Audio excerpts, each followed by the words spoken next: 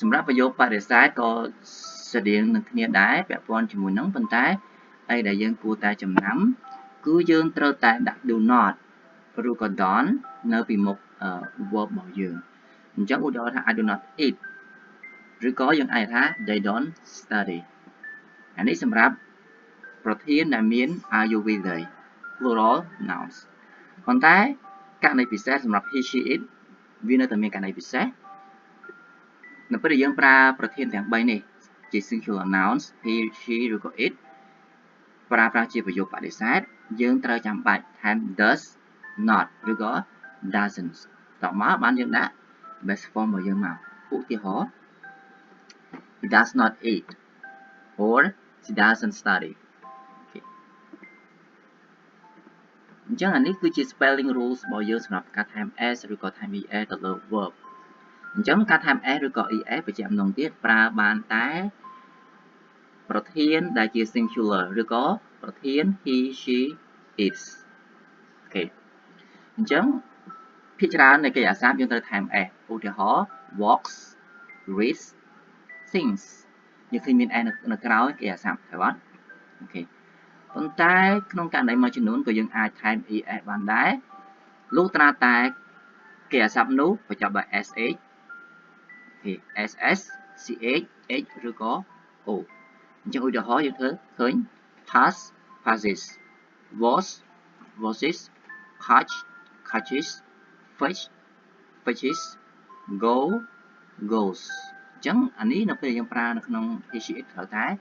ចំណាំ rule ដែរនេះគឺជារឿងសំខាន់ដែលយើងត្រូវប្រើហើយចុងក្រោយគេ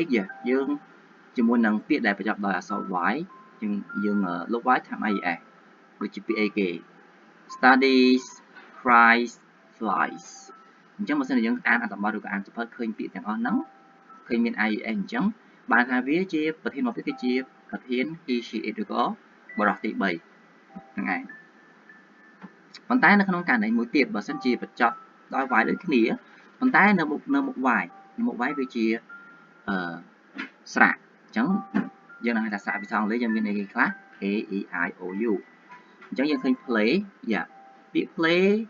យើងឃើញមុខ y គឺជាអក្សរ a អញ្ចឹង a គឺជាស្រៈអញ្ចឹងយើងអត់ត្រូវការលក្ខខណ្ឌនេះយើងអត់ត្រូវការលុប y ថែម ies ទេយើងគ្រាន់តែថែម s នៅពីក្រោយអញ្ចឹងយើងមាន plays enjoys buys អញ្ចឹងយើងមាន verb ជាច្រើនដែលពាក់ព័ន្ធជាមួយនឹងលក្ខខណ្ឌហ្នឹងយើងអ្នករៀនភាសាអង់គ្លេសជាពិសេសវត្តដំបូងដូចយើងឥឡូវត្រូវតែច្បាស់ដើម្បីយើងទៅមុខយើងងាយកាន់តែងាយ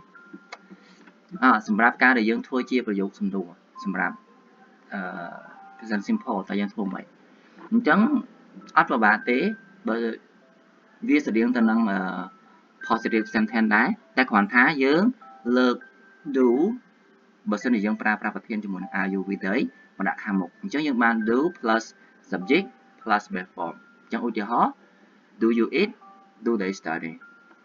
ហើយលក្ខខណ្ឌសម្រាប់បរិបទទី3 he she it ក៏នៅតែមានការប្រែប្រួលដែរអញ្ចឹងខុសពីខាងលើអញ្ចឹងយើងជំនួសដោយ do យើងប្រើ does បើសិនជាយើងប្រើនៅក្នុងប្រធាន he she it តមកយើងមាន subject យើងមាន base form ដូចគ្នាតមកខាងក្រោយត្រូវតែសញ្ញាសួរនៅពេលដែលយើងបញ្ចប់សំណួរឧទាហរណ៍ does she cook okay does he plays football does she dance at cinema at orchestra tonight just example អូខេនេះគឺជាឧទាហរណ៍មួយចំនួនយើងឃើញក្នុងមុខបញ្ចុះ she works in hospital so អានឹងជាទម្លាប់ឬក៏នេះ birds fly ធម្មតាអូខេ we don't eat meat does he play piano okay the museum opens 9 am every day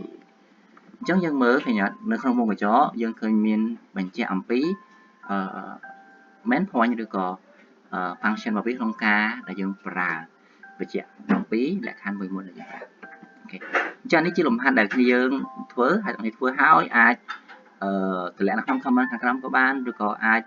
សរសេរចម្លើយនៅក្នុង comment ហ្នឹងក៏បានដើម្បីឲ្យខ្ញុំបានឃើញហើយតោះនេះចង់បានវីដេអូអីបន្ថែមអាច comment ខាងក្រោមខ្ញុំនឹងព្យាយាមចំណាយពេលធ្វើវីដេអូសម្រាប់អ្នកគ្នាអូខេ ចុងក្រោយសូមប្រែប្រទានពរ